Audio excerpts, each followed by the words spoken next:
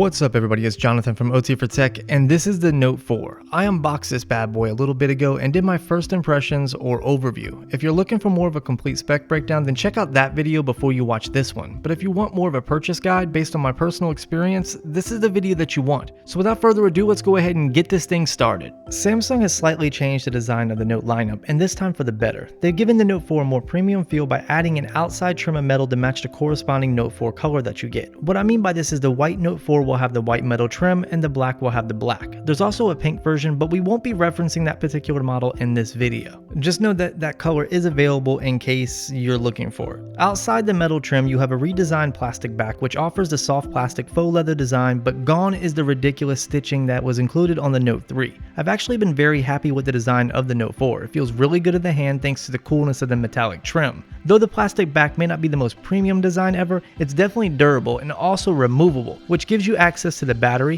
the SIM card slot, and the SD card slot expandable up to 128 gigabytes. The phone is without a doubt a large phone, just being slightly smaller than the iPhone 6 Plus. Surprisingly though, I have not had too much of an issue with most one-handed tasks, although I would not recommend handling the phone all the time with a single hand just to avoid drops. But if you do have the occasional accident, I'm happy to report that the Note 4 should be able to take a punch or two without total devastation in terms of damage. The Quad HD display on the Note 4 is gorgeous, plain and simple. There's no other way of putting it. It's the holy grail of Super AMOLED panels, providing insanely accurate colors, superb viewing angles, and fantastic direct sunlight viewing. And of course, you're going to get the larger-than-life, oversaturated feel with the display that AMOLED screens are known for. But if you do not want this, you can change the display settings to basic and it will offer a much more accurate color reproduction. This is the setting I tend to use the majority of the time. As far as screen durability goes, it features Gorilla Glass 3 and has held up quite nicely. However, I did get the occasional micro scratch from not using a screen protector. The S Pen is awesome. A lot of other reviewers that have covered this phone have mentioned they don't use the S Pen frequently. Well, I decided to be the black sheep and force myself to use it every single day, several times a day. My conclusion? Where the fuck has this been all my life? I have literally loved using this thing. From highlighting and copying text, doodling in boring meetings, screenwriting for instructions, using it as a mouse when browsing websites, and the ability to remove a portion of a picture and paste it in another. I mean, that's a mini feature from Photoshop at the tip of your fingertips,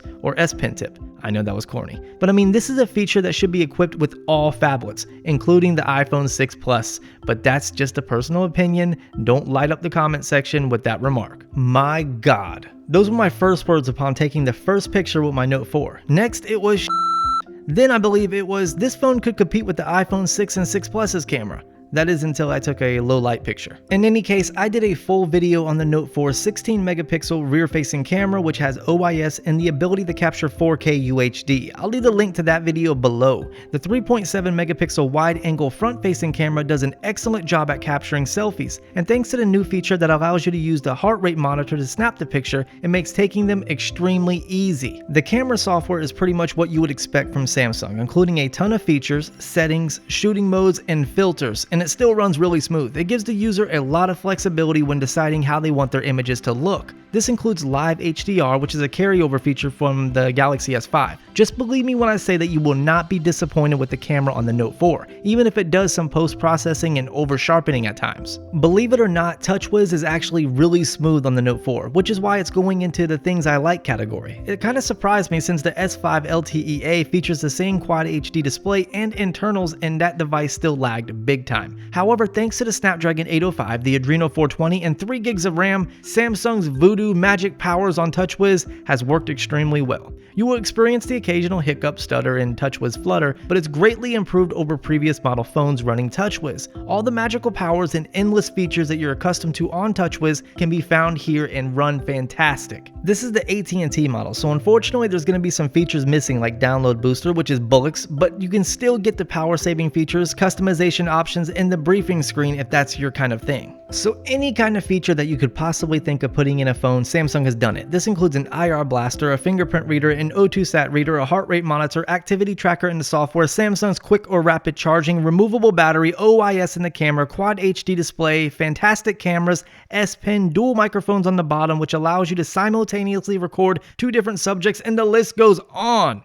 The thing is though, this phone handles most of those features with brilliance and amazing performance. Oh, and as a phone, it runs excellent. Calls are crisp, reception is great, and of course texting is as you would expect. no issues with cellular service. So with all that being said, what can you expect to have issues with? Well, let's start with the fingerprint scanner. Yes, it's slightly improved, and yes, it's definitely more accurate and reliable than the S5, but it still lags behind Touch ID. If you've ever used Touch ID, then you know what I'm talking about. If you haven't, then please don't argue with me. Do not attempt to argue with me because you will not win that argument. For the love of God, do not blow up the comment section saying how superior the fingerprint reader on the Note 4 is compared to Touch ID, because you will not only make an ass of yourself, but you'll drag me down with you. In any case, I found that turning off the fingerprint reader and using a standard code was much faster than relying on swiping my finger in the exact manner it needed to be swiped. Though the Note 4 does not have terrible battery life per se, it definitely has room for improvement. If you compare the Note 4 to the Note 3, you will notice a slight drop in battery performance, and this I'm sure has to do with the pixel-hungry Quad HD display and higher specs on the Note 4.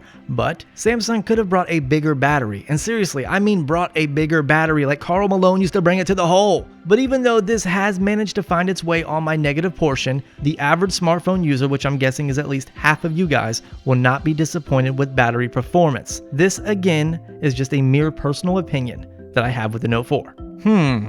The rear firing tiny little speaker on the back. Shall I say any more? Well, if I must, let me start by saying it's not horrendous and certainly better than the previous generation Notes. However, Samsung had no issue making the Note 4 a Swiss Army knife of tech. If they would have just moved that tiny little speaker to the bottom, or maybe move it to the front, they could have added the icing on the cake. They could have even been a little bit more creative, and instead of putting upper and lower front-facing speakers, they could have added them on the sides of the display. I'm not an engineer or a smartphone maker, I'm just a simple critic who feels the need for front-facing speakers is growing. So where does this lead me with the Note 4? Well, it's sitting in my pocket with my SIM card in it. The Note 4 has an infinite amount of features that really show how far smartphone innovation has come. The only thing it lacks is a longer lasting battery, front-facing speakers, and a little bit lighter skin on top of Android. Oh, and a toothpick holder. Sure, some people don't like Samsung. Hell, I used to be one of those people. The S5 was what really influenced my interest in Samsung again. The Note 4 simply took those interests and turned them into a solid conclusion that Samsung is finally going in the right direction with their smartphones. I am certainly looking forward to the future of Samsung, if not for future purchases, then just to simply sit back and see what other creative concepts can come out of South Korea. Well guys, I hope you liked this video. If you did, don't forget to hit that thumbs up button, it really helps out the channel, and don't forget to subscribe so you don't miss any of my new content. And while you're at it, why don't you check out some of my older videos, you might like what you see. Follow me on all my social media networks to have a more one-on-one based chat with me, and don't forget to leave a comment below and let me know what you thought. Of course, as always guys, thank you for watching and all your support, and I'll see you in the next one.